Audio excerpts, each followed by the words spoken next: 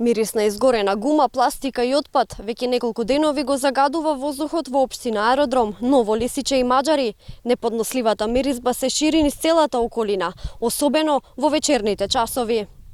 Дел од граѓаните главниот проблем за загадувањето го гледаат во депонијата Вардариште, која изминатиот период неконтролирано се пали и предизвикува густ чад. Велат дека надлежните треба посериозно да работат со цел надминување на проблемот. А Вардариште знае што е. Отпадот све таму се носи. А кој го носи? Некој го носи. Власта нека се земе своја задача, нека види. А се осеќа меди за се. По вечер кога 10-11 сатот, и то сабање нема. Власта нека превземе, а не луѓето се жалат.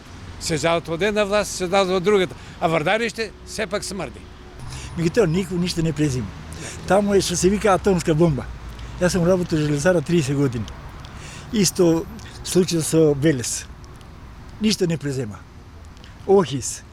Само се збори, се труви и истото се врти у круг.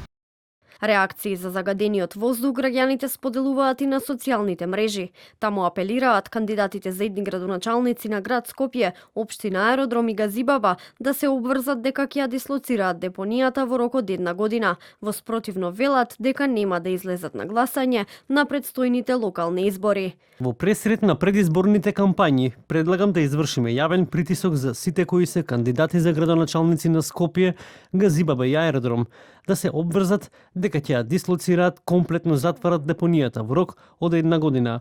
Граѓаните на Скопје, а особено Газибаба и Аеродром како најзасегнати од проблемот, ќе се држат до ставот дека нема да гласаат за кандидати кои нема јасно да се обврзат дека ќе го решат овој проблем во рок од една година. Од општина Газибаба, но и од општина Аеродром уверуваат дека се во постојана комуникација и соработуваат заеднички со цел намалување на штетата предизвикана од депонијата Вардариште. Велат дека инспекторите се постојано на терен и засилено работат за почист воздух во двете општини, а предвидени се и пакет мерки и активности.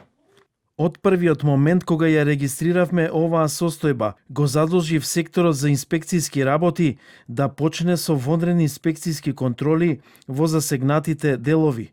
Секој ден од 8 до 22 часот инспектори од секторот за инспекцијски работи ќе бидат стационирани на дивата депонија со цел постојан надзор и спречување на натамошни прекршувања. Целта е јасна – откривање на изворите на загадување и санкционирање на прекршителите. Како резултат, изречени се глоби и изготвени записници за повеќе физички лица за кои постојат докази дека го прекршиле законот.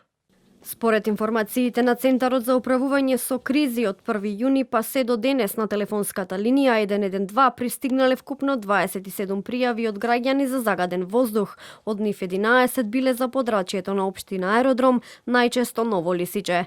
Минатата недела пожарот кај Вардариште остави без струја делови од неколку скопски општини.